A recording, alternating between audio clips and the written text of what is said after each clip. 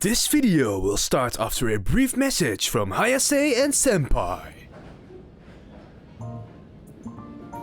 Hey Senpai, you know what'd be really awesome? I don't know. Like, you sitting on my face? Haha, sounds cool, I'm in. Are you like sure?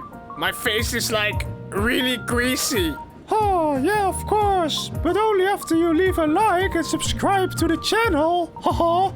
So I should leave a like and subscribe to the channel? Yeah, you should leave a like and subscribe to the channel. Now, where were we? I'm totally gonna tell my mom about this when I get home. So, the second season has come to an end. But damn it only left me wanting more. Why do you got to do me dirty like this, Om? Why? So I decided to make a little recap of the season as a means of coping with the fact that we don't get a new season for at least 1.5 years. So let's do this shit! First off, I want to say the season has definitely been an upgrade in terms of storytelling and character development. Every time Senpai steps up and takes initiative makes me scream like I'm seeing my favorite sports team win the World Cup. Nagatoro slowly being more honest to herself about how she feels about Senpai is wholesome as fuck. And the best quality of this show, the chemistry between the two leads is just off the charts.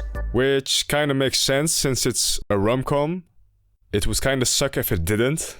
Put that together with this lovable sidecast and this goddess and you got me hooked for the next 100 seasons. Speaking about hooked, listen to this shit.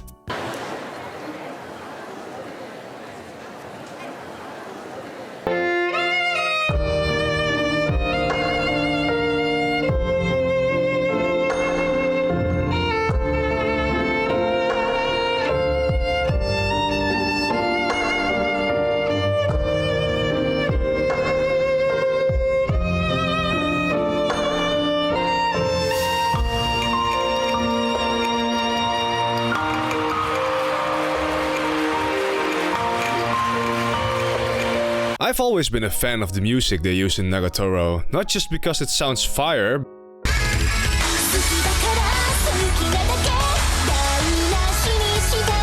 but because it always perfectly encapsulates the feeling of the scene it's used in. It's music, shoot.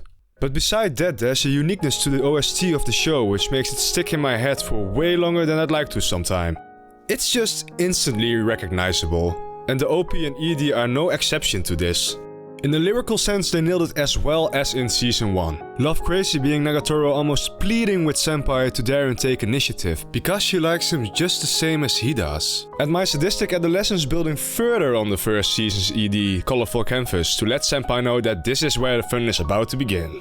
In a tonal sense, I believe Season 1's OP and ED outshine Season 2's just a bit in terms of being a better fit for the show's overall vibe. Having said that, Love Crazy and my sadistic adolescence are just pure unadulterated fun and hype me up every time I put them on. Side character, take over! Nagatoro and Senpai are the central focus of the show, but you would almost forget that there's a whole cast of side characters and it's time we give them some love as well. Let's start off this quick side character review with our demon Kamasutra Buddha love deity, Sakura.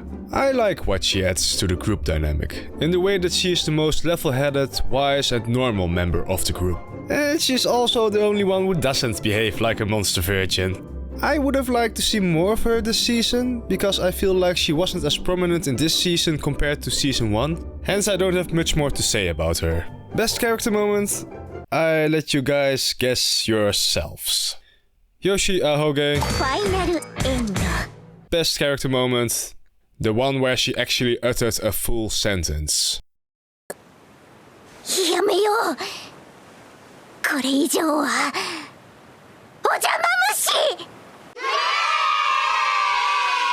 Next up is the wing woman to end all wing woman, Gamo. Out of the whole sidecast, Gamo is probably my favorite. For starters, she radiates the same smug energy as Nagatoro. But where in Nagatoro's case she almost exclusively puts on the smugness towards Senpai, Gamo radiates that same energy no matter the situation. She makes it very clear that she has zero fucks to give except for when it comes to messing with our two lovebirds. Which brings me to my second point. Out of the sidecasts, she has the most agency in Senpai and Nagatoro's story. She's either messing with Senpai to push him forward, messing with Hayase to push her forward, or messing with the both of them to push them closer together. So having said that, here's my quick list of wingwoman moments. Bakamo. Telling Senpai and Nagatoro to go on without them and win the race. Giving Senpai the printout so he has an excuse to visit Nagatoro. Her pressuring the both of them to join the rest of the group for karaoke on Christmas Eve so Senpai has to speak up about having different plans.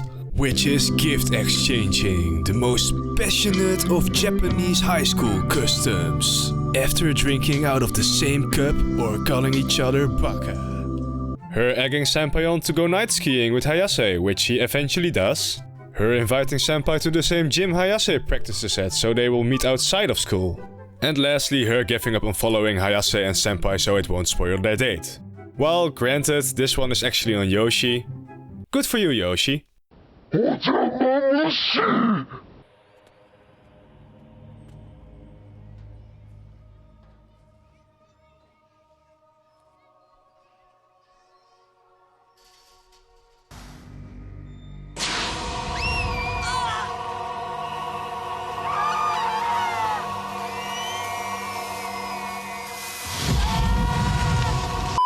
Press is just this weird, nudist entity who is so above it all that she lives in a realm of her own.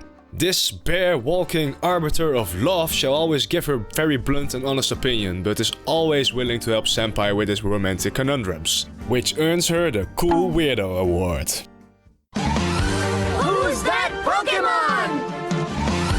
It's omedetou gozaimasu! If this were indeed Pokemon, Hannah would be pre-evolution Press. She oozes the same weirdo energy while simultaneously pushing Senpai forward in his pursuit of Nagatoro. She is like a crazy fangirl, a sensei and a friend rolled into one. Just the lengths she would go to in order to protect Senpai's date is evidence enough of her unwavering loyalty. Everyone should have a stalker like Hannah in their lives. In the little town of Kasahaya lurks a being so smug that ara-aras can be heard from miles away. A being with a face so seductive and smug that one glance upon it causes boxes to be dropped and hidden desires to be awoken. Yeah, this pretty much explains where Nagatoro got her smugness from. I just think she's a delightful character, cause she's exactly how I expected a sibling of Nagatoro to be. If you would take Nagatoro's smugness, Gamo's not giving a fuckness, and Sakura's Kamasutra deity energy, put it all together in a blender and amplify whatever comes out by 100, you would still not attain 1/10 of the vibe Big Sis Toro gives off. Combine that with the fact that seeing her teasing her little sister is funny and wholesome at the same time, and you got yourself a goated character. Plus I really want her to sit on my face. This is the part where I initially planned on talking about Nagatoro herself. But there are already like a billion videos out there about her character. I mean, there are even 2 1-hour-long videos about her life on YouTube. So I don't really see the point in rehashing that topic. But watching the show, reading the manga and interacting with the online fanbase made me realize the initial appeal of the show is Nagatoro herself. I mean, the series is titled Don't Toy With Me Miss Nagatoro after all.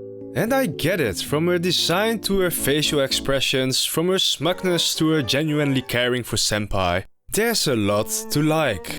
But amidst all the simping for Nagatoro, we sometimes forget to give praise to our other MC. Senpai's character progression is one of the best things about him and makes this series 100 times better. Just seeing his journey from shy shut-in to Jetpie, destroyer of cat girls, is a beautiful thing to behold. And in honor of that, I present to you the top 5 Jetpie moments. Before we start off, I just want to say these are not ranked in any particular order, since I couldn't figure out which one's the best, because they're all goated moments. Number 5. What makes this such a good moment for me is that this is the first time we get to see Senpai being mad. I mean, the dude never gets mad. Getting bullied by a high school girl. Fine. Getting bullied by said high school girl's friends. Fine. Getting bullied by dipshit McNoface. Fine. But don't you dare talk trash about the drawing Nagatoro made. I'll admit, this one's actually actually pretty good. Yeah, that's weird. Cause this one's friggin' terrible. The fuck you say to me, you little shit! I mean, it's kinda wholesome to see the guy who struggles to stand up for himself instantly telling this guy to shove it as soon as he talks smack about Nagatoro. He may be a coward, but at least he's the coward who delivers when it matters. Number 4. Talking big and making excuses is easy. What's really hard is taking responsibility and being critical of yourself. And that's exactly what Senpai does in this moment. Basically telling Nagatoro that he has to step up and work on himself before he can ask her out. It's just a really mature and chat moment of him. And I'm sure a certain someone thinks the same about that. Number 3. It's nice to see the roles reversed for once. Cause normally it's Nagatoro not allowing Senpai to give up. But Senpai doesn't only push back, he also follows through. Even after the death glare Nagatoro gives him. It shows how far our boy has come since episode 1. But also how much he cares about her. Pushing back on the people you love and telling them things they might not want to hear are not the most fun thing to do. But you do it because you care about them. And you want to see them grow. And that's what Senpai understands as well. Number 2. Coming straight after Senpai telling Nagatoro to not give up on judo, is Senpai cheering her on during a judo match. Again, it's really wholesome to see the guy who went from being embarrassed by everything and never being honest about his quote-unquote relationship with Nagatoro, to fully supporting her in front of everybody, while screaming out her name like a maniac.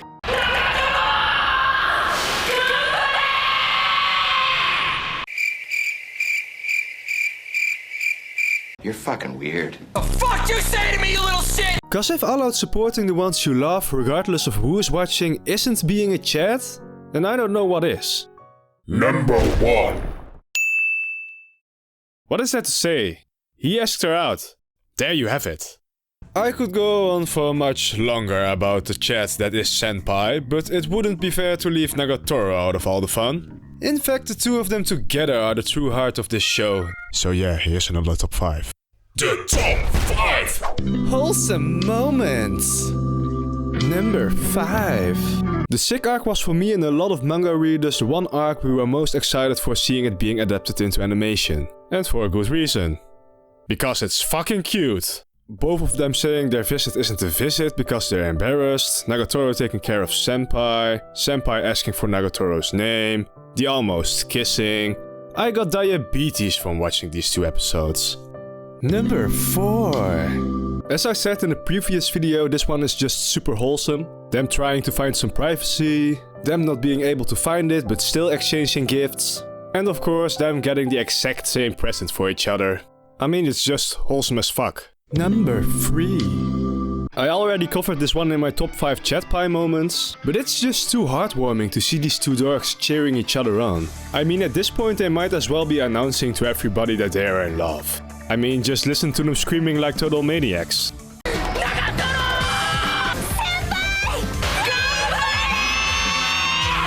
And that, kids, is true love. Number 2. Yeah, I couldn't pick out the particular moments from the date. So I took the whole date. I like how even though they're on a date, they still interact how they normally would.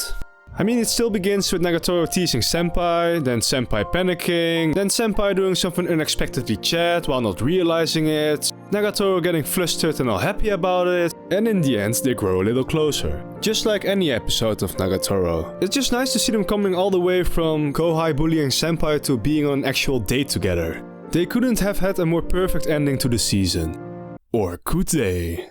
Number 1! I have to say I didn't have high hopes for the end of episode 12, since I knew from the manga that nothing climactic was going to happen at this point in the story. But luckily the guys at OLM made the anime-only ending that made my day. It's just a perfect little nugget of sweetness to top off this season, and it's such a simple moment. Nagatoro asking Senpai for a hug. Without teasing, without being dishonest, just telling the person she likes what she wants in a sincere way. And then they hug. Fucking beautiful. Senpai, 気もあったかいっす。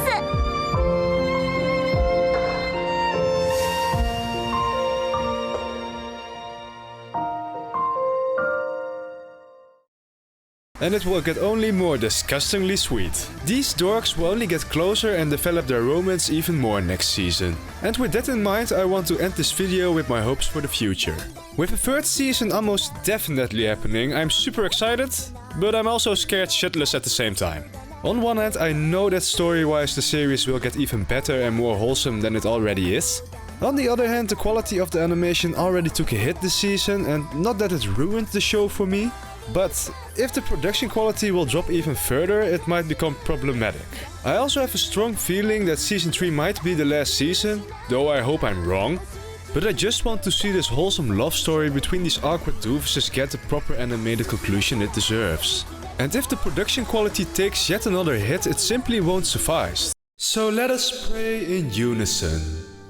O almighty anime gods above, we stand here humbly before you to seek your guidance and ask you to grace us with your many blessings.